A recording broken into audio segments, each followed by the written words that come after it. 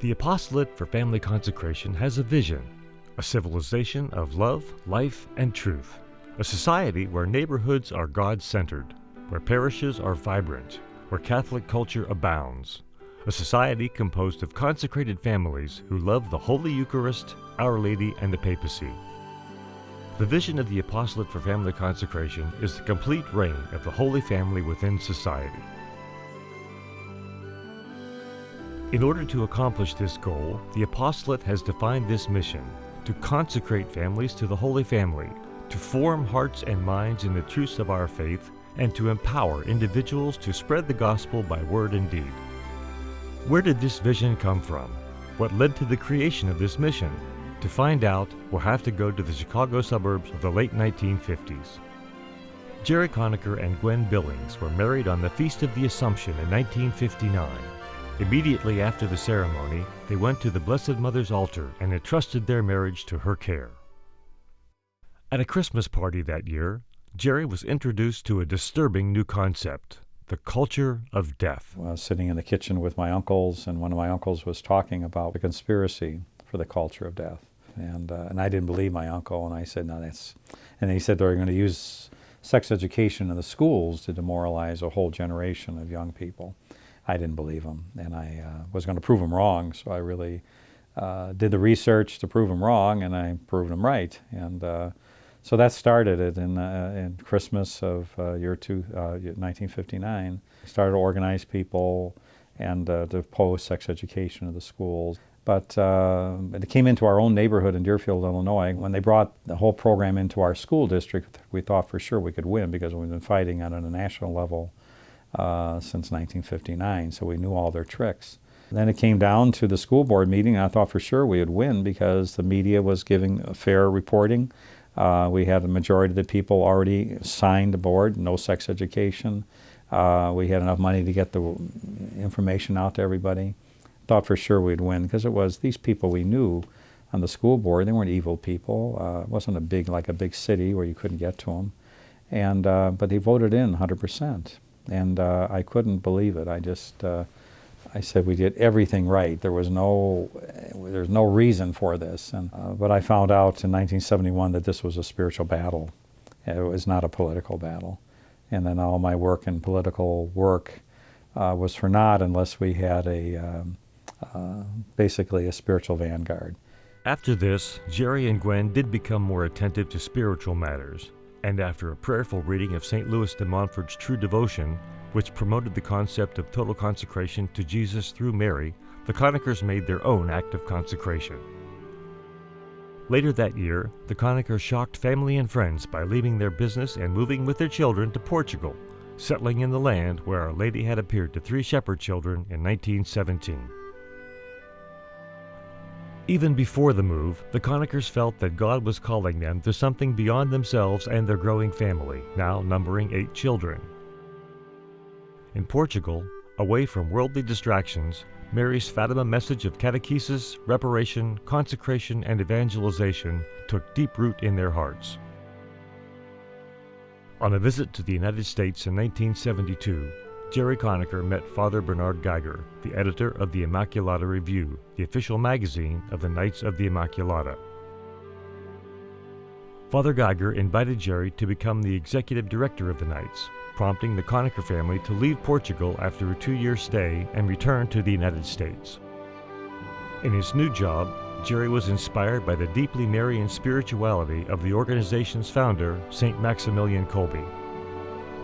In 1975, after much prayer and consultation, Jerry Conacher left the Knights, and he and Gwen founded the Apostolate for Family Consecration. This lay association of Christ's faithful was built on the notion of helping families establish a truly God-centered culture within their families and neighborhoods through the spiritual vanguard of formation, evangelization, and consecration, all through the controlled use and power of the media. The Apostolate began building its Consecration in Truth multimedia library, preserving for all time the thoughts of leading Catholic teachers and presenting their teachings from a family perspective. 2 of the first contributors were Jesuit Father John Hardin and Blessed Teresa of Calcutta. As the Apostolate grew and developed, volunteers from all walks of life began to answer the call of family consecration and contribute to the growth of this important family ministry.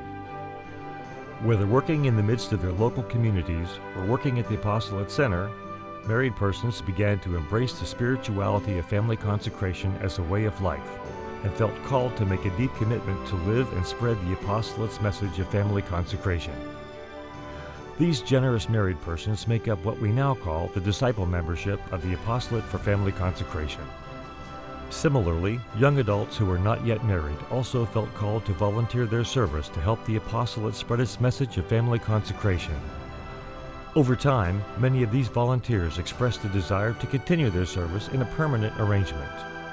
In 1986, the Apostolate formally created a celibate membership branch known as the Catholic Corps, single men and women who consecrate their lives to God through the work and mission of the Apostolate for Family Consecration. Today, the Apostolate continues to attract people in all states of life to make a gift of themselves to God as dedicated members of the Apostolate for Family Consecration. As a result of the Apostolate's growth, its headquarters moved from Kenosha, Wisconsin to a former seminary in Bloomingdale, Ohio, which became Catholic Family Land, a place set apart for families. Catholic Family Land now hosts annual retreats for men, women, and teens. Providing an opportunity for recollection and prayer is an important aspect of the Apostolate's ministry. The family favorite, however, are the Holy Family Fests. Held every summer, these are a week-long celebration of faith and fun for the entire family. Each year, over 3,000 people are hosted by the Apostolate during these God-centered vacations. Catholic Family Land also became the nerve center for the Apostolate's multimedia productions, and eventually, Family Land TV Online. Family Land TV provides unique, on-demand video content that's family-friendly, offering programs on faith and spirituality, news broadcasts, children's programs, classic movies, television, and more. Apart from family-safe entertainment, the Apostolate also produces many catechetical resources for learning, living, and sharing the faith. The most recognizable of these resources is the Apostolate's Family Catechism.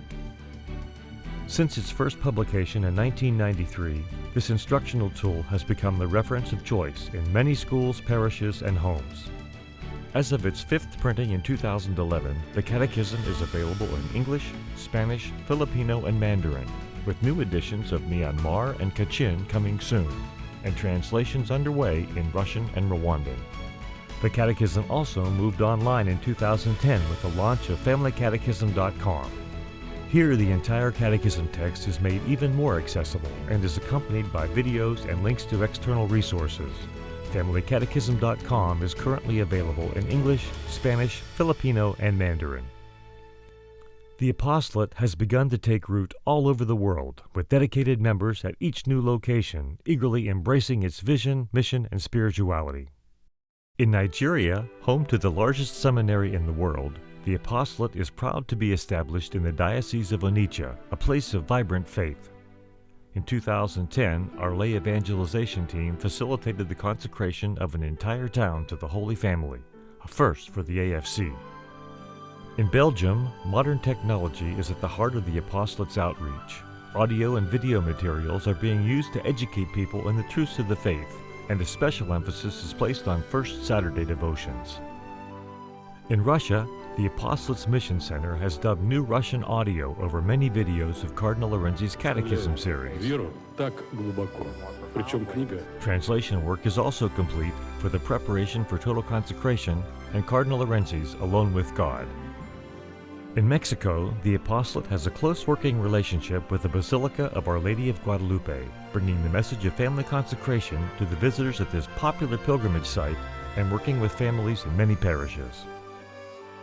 In the Philippines, the Apostolate works to train facilitators and lay evangelization teams, dedicated volunteers from across the country who bring the mission and vision of the Apostolate back to their own home diocese, particularly through the use of the Family Catechism. In Myanmar, after 4 years of hard work, the Family Catechism has been translated into both major languages, Myanmar and Kachin, reinforcing the catechesis which takes place during the Be Not Afraid family hours. Gwen Conacher died in 2002. Her witness for life and motherhood was recognized by the Church on July 10, 2007, when Bishop R. Daniel Conlin of the Diocese of Steubenville opened the cause for her beatification. That ceremony occurred just a month after the Apostolate for Family Consecration became only the 123rd lay association in the world, and the first founded by an American couple, to be granted pontifical status by the Church, meaning that the ministry is now officially recognized and explicitly approved by the Holy See. In January of 2011, Jerry Conacher retired from the position of president after more than 35 years of devoted service. Thank you, Jerry and Gwen, for founding such a wonderful work in the Church, a work which continues to grow and touch lives throughout the world in an effort to bring about the social reign of the Holy Family. The Apostolate for Family Consecration will always remain dedicated to its mission, consecrating families, forming hearts and minds, and empowering the laity. All for the Sacred and Eucharistic Heart of Jesus, all through the Sorrowful and Immaculate Heart of Mary, all in union with St. Joseph.